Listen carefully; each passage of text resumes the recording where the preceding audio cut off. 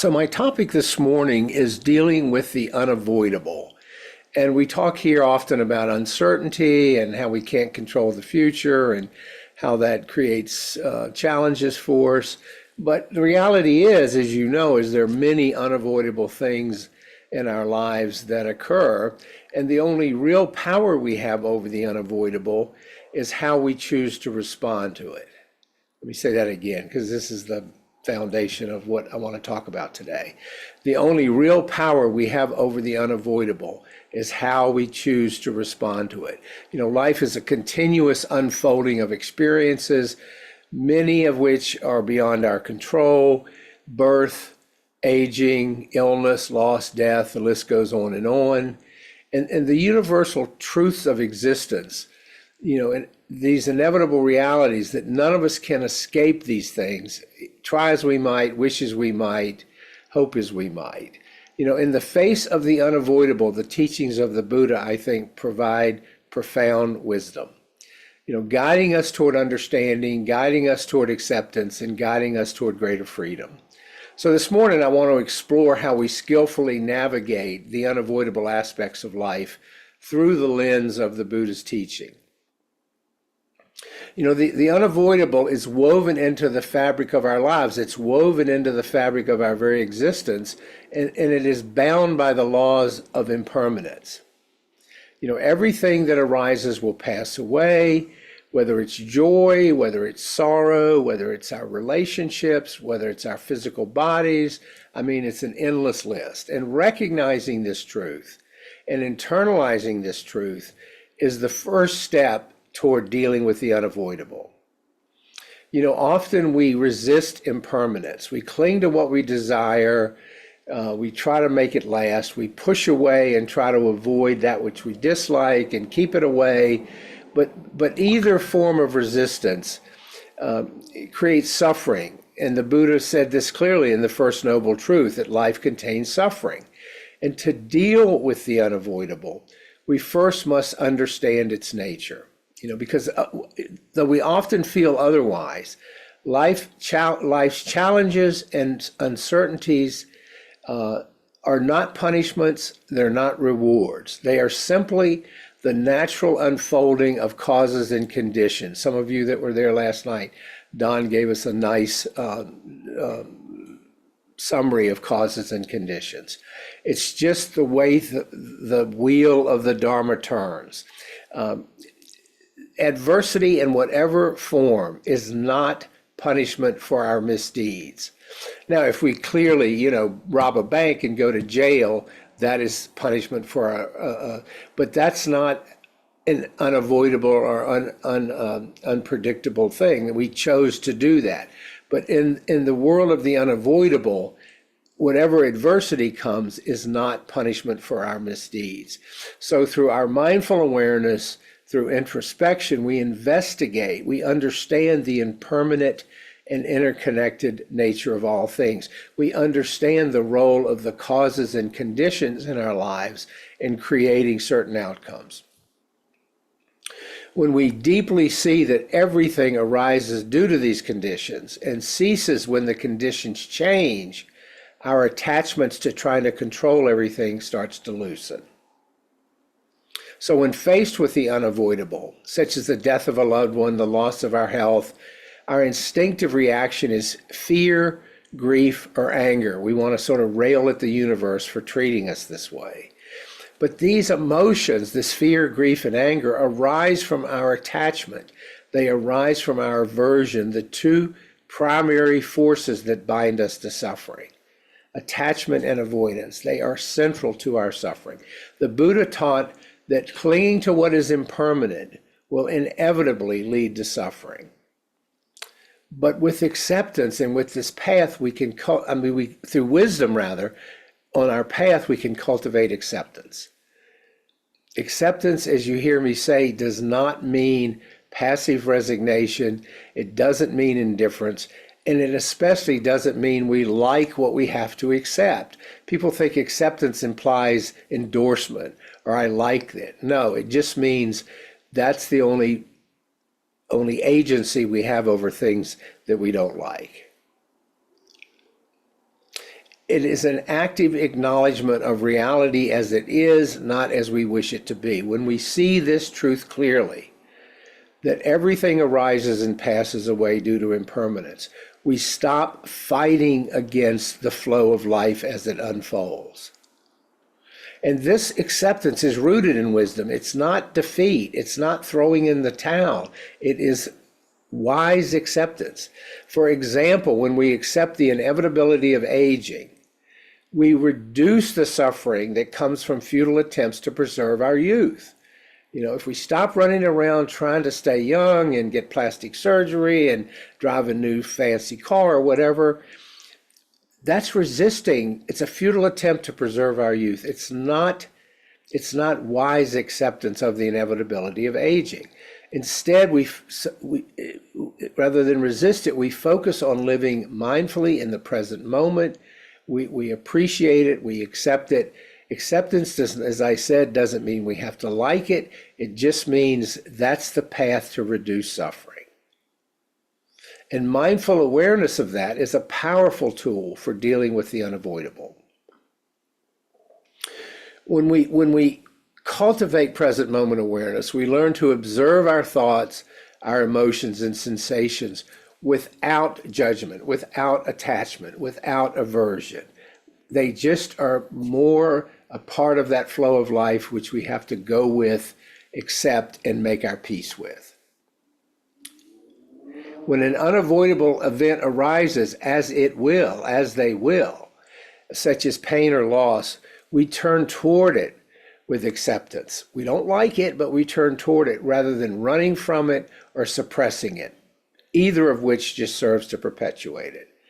And through this practice, we cultivate and develop equanimity. We talked last night, for those of you that are book group, of the 4 Brahma Viharas, or heavenly bodies, that the Buddha taught. Equanimity is probably the most foundational, because without it, we're in a constant state of agitation, and it's hard to bring the other components of our practice into play. Equanimity is that balanced state of mind that remains steady in the face of life's ups and downs. And it's not indifference, it's not cold detachment. Rather, it is a calm understanding that joy and sorrow, gain and loss, praise and blame are all part of the human experience. We're going to talk on Saturday about the 8 worldly winds and and I'll explain that in more detail on Saturday, that the Buddha taught, but how we bring equanimity to those worldly winds that just batter us around. With equanimity, we face the unavoidable with grace and composure. We accept that it's just part of the deal. And we do it by neither clinging to what is pleasant or pushing away what is painful. In the classic, the Satipatthana Sutta, which is the sutta on the 4 foundations of mindfulness, the Buddha teaches us to observe the body, to observe our feeling state, to observe what's going on in the mind and what he calls mental objects with mindfulness. And by practicing this, by paying attention to the 4 foundations of mindfulness, we witness that arising and passing away of sensations, emotions, and every other experience, and realizing their impermanent nature.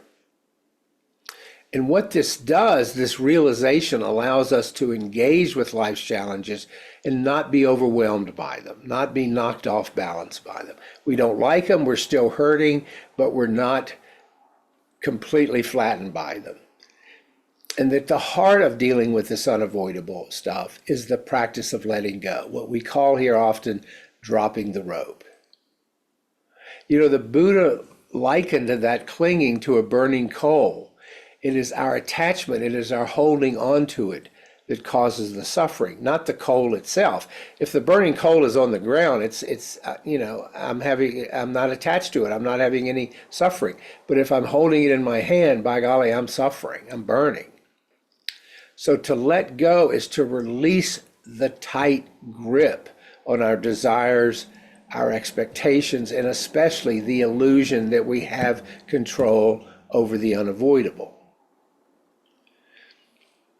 Now, don't mistake this or misunderstand that I'm saying we abandon our responsibilities or our relationships. No, we continue to plan, we continue to make good choices, we continue to move forward, but we let go of the attachment that binds us to suffering. For example, of course we love our families, but we recognize that the members of our family are also impermanent. We're impermanent. As painful and as difficult as this recognition might be, of course we don't like it. But when we let go of the illusion or the denial that they're going away, or the illusion that they'll be with us forever, it really helps us cherish the time we have more deeply. We appreciate it. We know it's impermanent. We know it's fleeting, so we want to savor it. But we do that without clinging to the fear of losing them. And I don't have to tell you that letting go also applies to our own mortality. Death is the ultimate unavoidable reality. It is the big 1,000-pound elephant. But part of the fear of death rises from clinging to this sense of self, this belief in a permanent I that must be preserved.